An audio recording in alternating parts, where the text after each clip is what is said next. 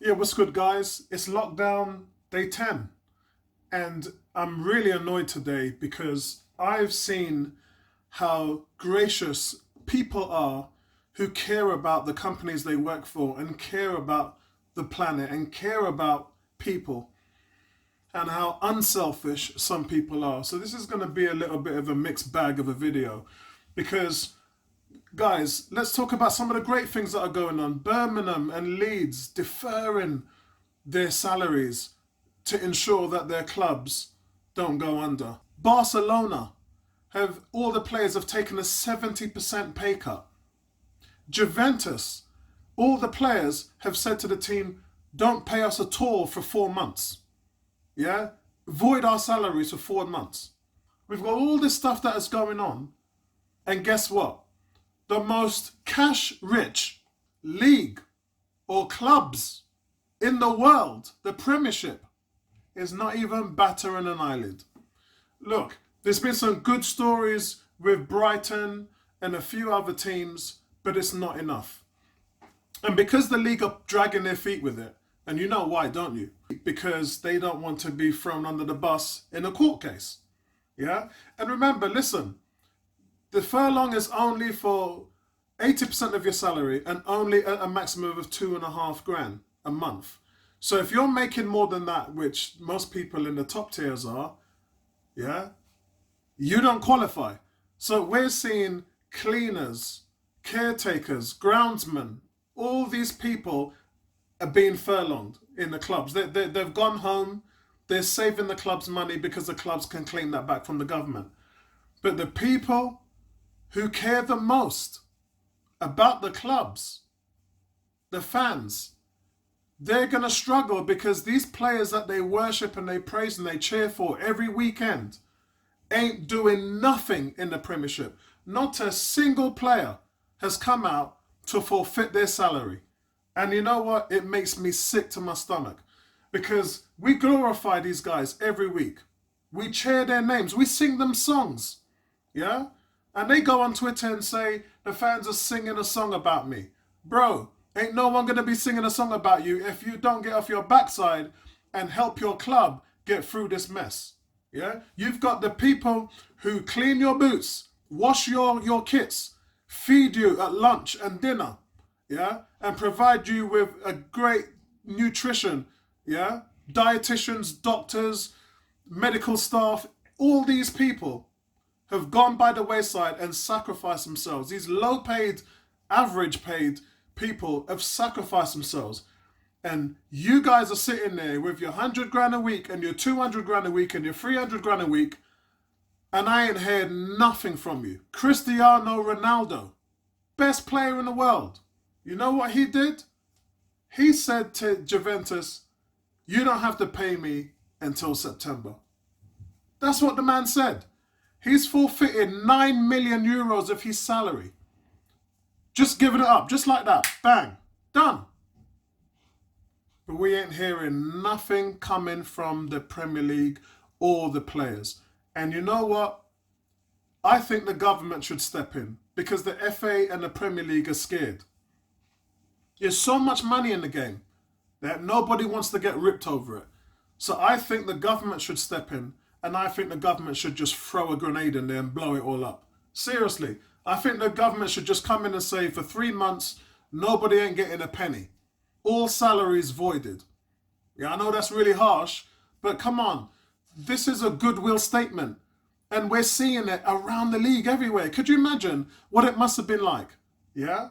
For all of the Barcelona players to meet up, well, not meet up physically, but for all of them to get on a conference call and for all of them to say, look, guys, let's cut our salaries by 70%.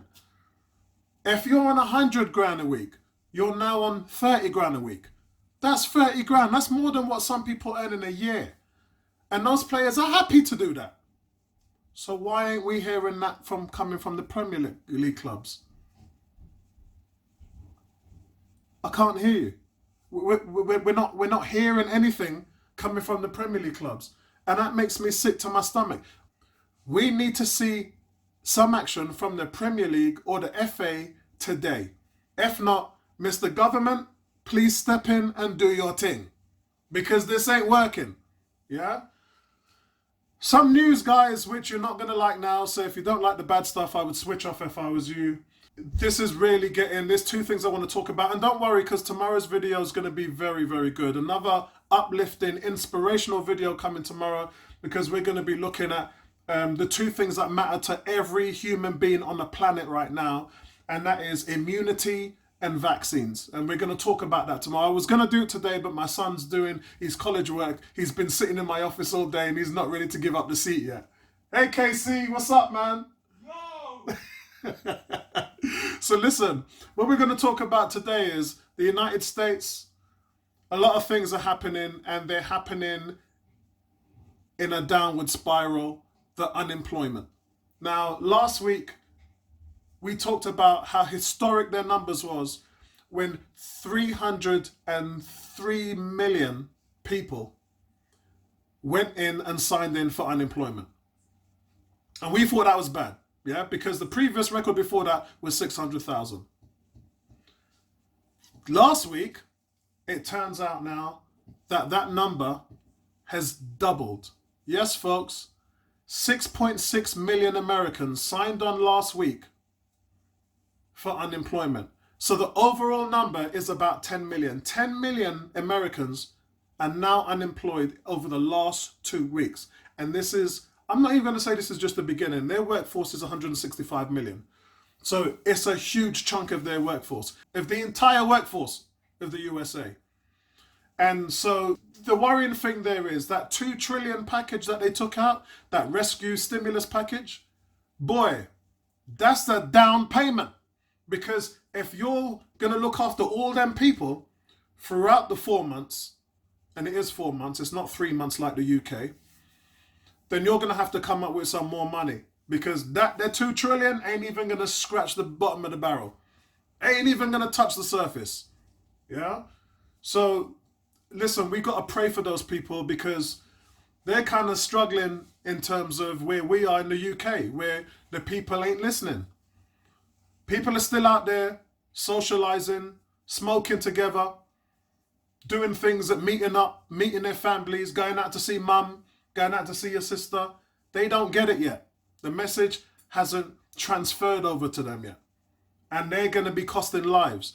Because if you've got it, you might be fine. You might have a mild symptom. You might have a runny nose, a little bit of a throat, and it hasn't affected you. But if you affect somebody else, and they suffer badly from it, that's on you. And you need to know the effect of that and how long that will go and how it will trigger into somebody else. You going out of your house, you might infect 10, 50, 100 to 1,000 people, because that's how the virus spreads. Yeah? So you got to think about those things. So please, guys, hashtag stay home. Think about the planet. Let's lock this thing down for a couple of months and let's come out of it in plain sight. And you can jump around, smoke spliff, run around, shoot basketballs, go wherever you want as much as you like. But for now, we need to lock it down. As a society in the West, we're not listening. And listen, let's talk about the UK. Some stunning numbers that I came up with this morning. Some really bad numbers. Surprised me, shocked me. Because listen, as I said before, let's talk about the death rate. The death rate started at 2.4, 2.6, went to 3.4, and then 4%. Right now, the death rate worldwide is about 4.1%. It's still climbing. What do you think the top 3 countries in the world are? Let's start with number 1. Number 1, Italy. 13,000 people dead. A death rate of 11.9. That's nearly 12% of people who have infected the viruses are fatal. Number 2, Spain. Spain currently is going through it. They've had 5 consecutive days of over 800 people who have passed away from the virus. They're really feeling it bad right now. Don't like the trends I'm seeing there. Pray for everybody, guys. Pray for the Spanish people. They need our prayers. 9% death rate. 9%. And guess what I found out this morning? Who's number 3? Who's not listening? Who's going out there treating it like it ain't nothing? Like they're safe? Like it ain't gonna hurt them? It's us.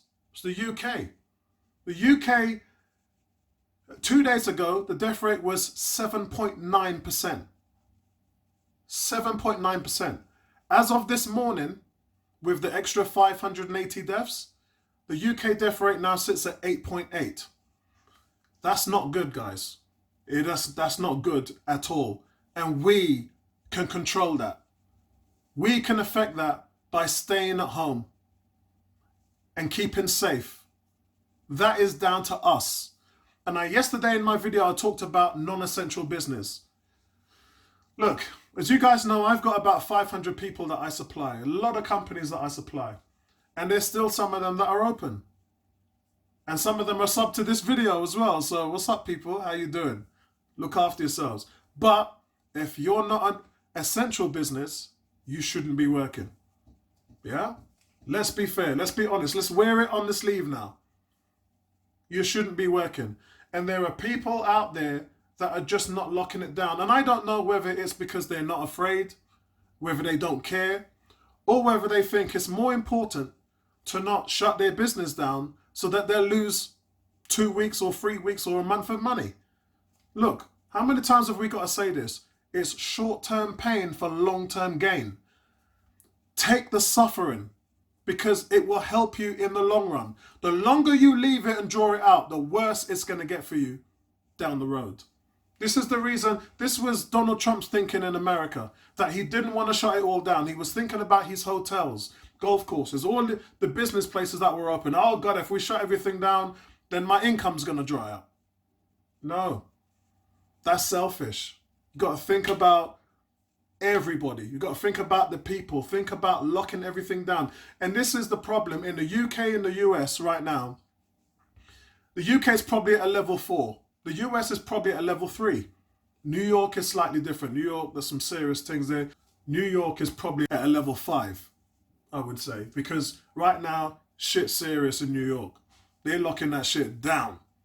So, at the moment, I would have to say that the UK, unless we go to a level 5 and just cut it off from the neck. Everything, cut it off. None of this, yeah, you know what? Everyone stay at home, but you don't have to. But you can do this and you can do that and you can go out and do this and you can go out and do that. Yeah? You give people an inch and they'll take a mile. And that's what they're doing right now. And I don't like the reports that I'm hearing.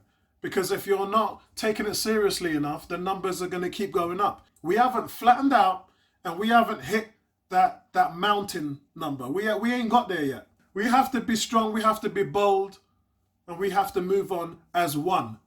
Not as a couple or a few, because that ain't going to get us through this. We got to move together through this as one.